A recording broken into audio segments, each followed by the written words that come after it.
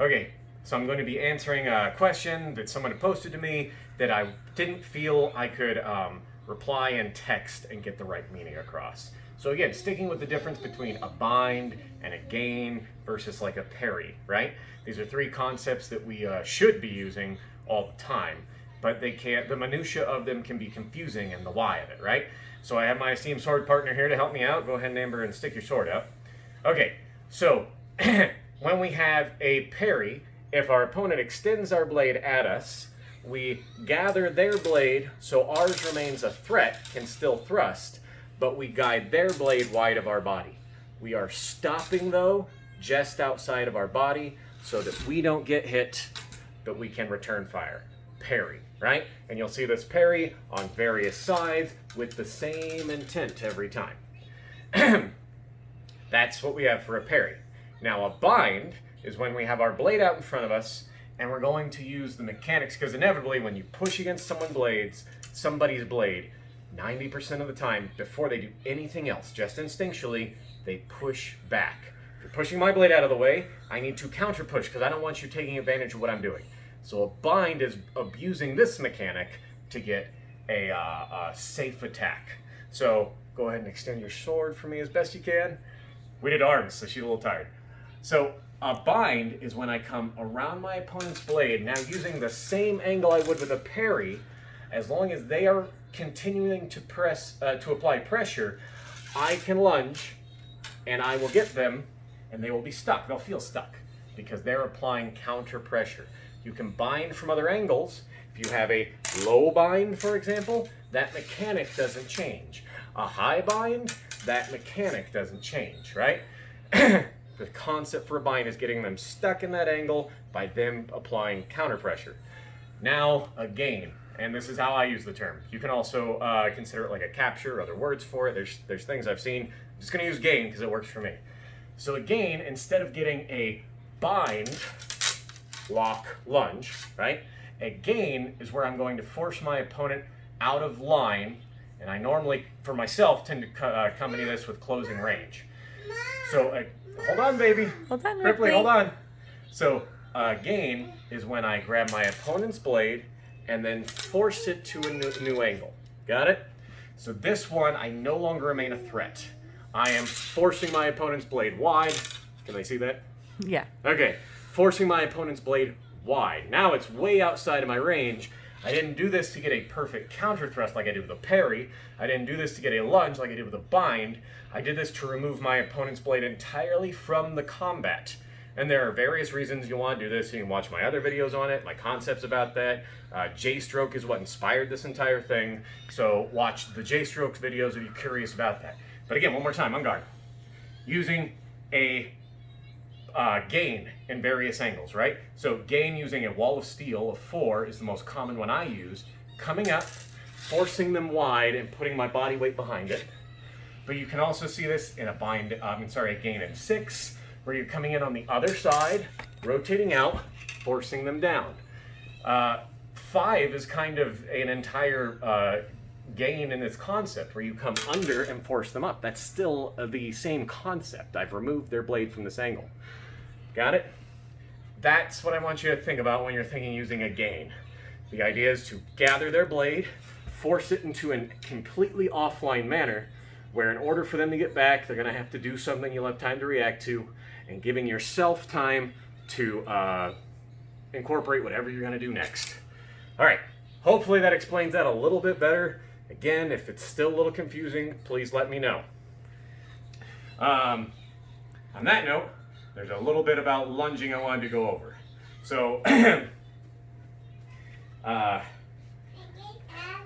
been watching some lunge videos from some of you wonderful students. I just want to give you a couple pointers, things to keep in the back of your head while you're doing your lunge. I want all of you who are practicing this with me to go slower at first. Now, there's a million different ways to do everything, as we've talked about before. Context will dictate how and why you need to do something. Some of you have trouble holding a good lunge because you have physical limitations. Modify. Some of you haven't practiced this before and it's strenuous for you. I don't want you modifying this one. I want you going slow and building the muscle, right? You have to find your reason for how you're doing this and where you want to be with it in the end, okay? So don't be afraid to modify, but let me show you the reasons why I want you to do lunging the way I'm telling you. So we're going to start in a high guard for practicing purposes. I'll also show it to you in a low guard. So from a high guard, I want to see a lunge that has the 3 stages: the extend, the lunge, and the recover. Boom. And I'm going to add my off end because I want to show good form, but I want to make sure you saw all of that together. Extend, lunge, recover. Parry, recover. Parry, recover. Let's remember all our good mechanics. But again, the reason I'm slowing this down is because I want to show you the differences. You okay? Sorry. Life. So again, on guard, from a high guard, slow, extend, lunge, parry, recover. Got it? Now I want you to build this into a fast mechanic because we're using our slow to gather a smooth fluid motion that becomes fast. I don't want you to confuse me when I'm saying for you to go slow all the time, that people move slow in fights, or that you should move slow in a fight. Obviously not. Speed is a factor, but I'm telling you that the thing that's going to make you faster is your fluidity, your smoothness. That's how you practice it slow to build up that speed. So on that note, remember, I've attached a rocket to the end of my sword, right? Can you do it? So when I lunge, when that rocket reaches max, now guys, don't hyperextend your arm, never, ever, ever. That's bad mechanics in any martial art you do. Fencing is no exception, right? When you get that extension, you notice I still have a slight bend. It's not like, a huge bend, but I don't hyperextend. You will hurt yourself. All right. So when I say full extension, I don't mean hyperextension. That's where I'm going with that. So from our on guard, we extend, and when that sword tip reaches full extension, it yanks me into it. So build that fluidity. It's easy when we're practicing to get in your on guard and you ha, ha, bam, ha. You make that weird staccato rhythm to it. And I want you to avoid staccato.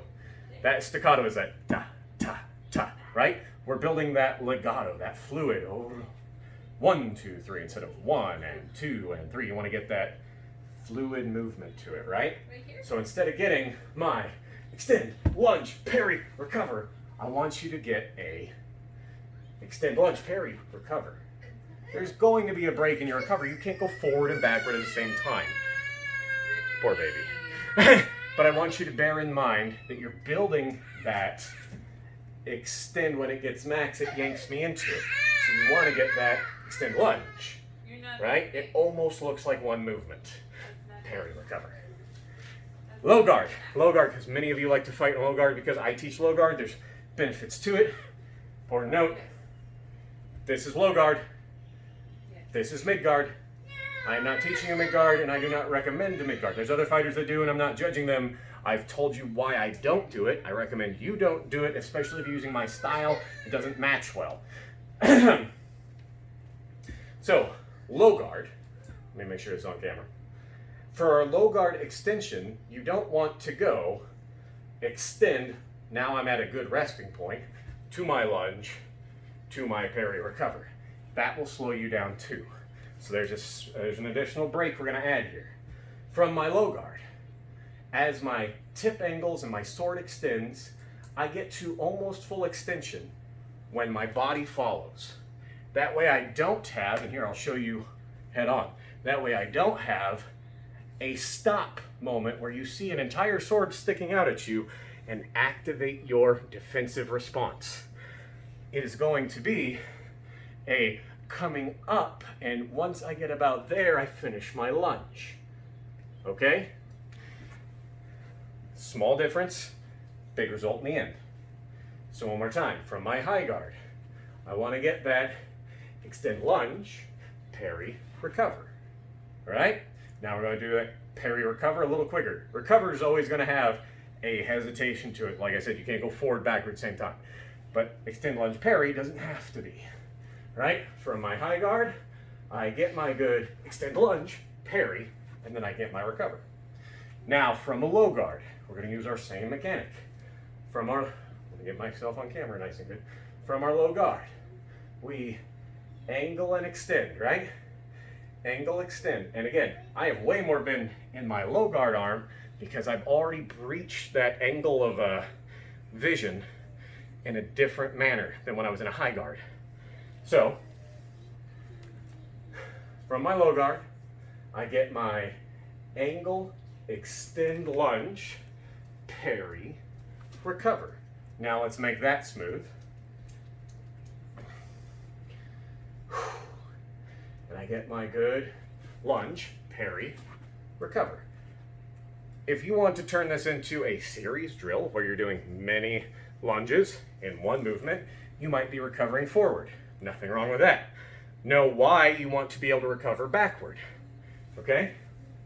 So, a recover forward, and here's something you want to have in your toolkit, but something you don't want to have confused with a lunge. Okay?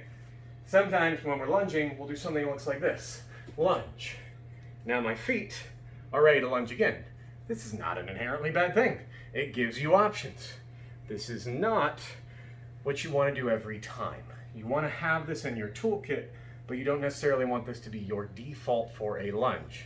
Okay? If I'm fighting a fighter I know is going to run and I need to get that extra step, maybe I'll do something like this. But you want to have it in your toolkit, not as default. So, when we do that lunge, right? You want to make sure, and again, I'll show you the difference between recovering back and recovering forward. If I get my lunge and I recover back, fine, I'm back where I was, I've left range, so if my opponent decides to stay near where he was when I began, I'm getting away from his blade as I recover. This is an important factor, okay? But let's say he is running, I want to recover forward, or whatever circumstances brought me to the point where I need to close more distance after my lunge. This is fine too. And I can get that good lunge, parry, and recover back to my guard, right? So I got the maximum benefits of a dead lunge, the no-tell lunge, right? Where I get that extension go, none of my body mechanics give away my intention. I have closed the maximum amount of distance I can, and this body I've been gifted with the least amount of telegraph, and then I can get my parry recover, or I can recover forward. But I haven't compromised any of my core mechanics to make any of this happen, okay? So remember that with your footwork. Get that good lunge, recover forward. Get that good lunge, recover back. Make sure you can still stay in that fighting mechanic. And again, I'll show you a couple from the front so you can see what it looks like. You want to make sure you get that good lunge, and if I parry, I still come in and I'm back to my reset on guard. Okay, now it's just coming forward. Coming back, we've all practiced enough, or you should practice more if you have to. Hope this is clear. If you have any questions about that, or if I started on something that I forgot to finish, like we do sometimes, please leave a comments in the comments section or message me directly, and I'll get back to you as soon as I can. All right, hope that helps. Till next we meet, stay safe. Hope to fight you all soon.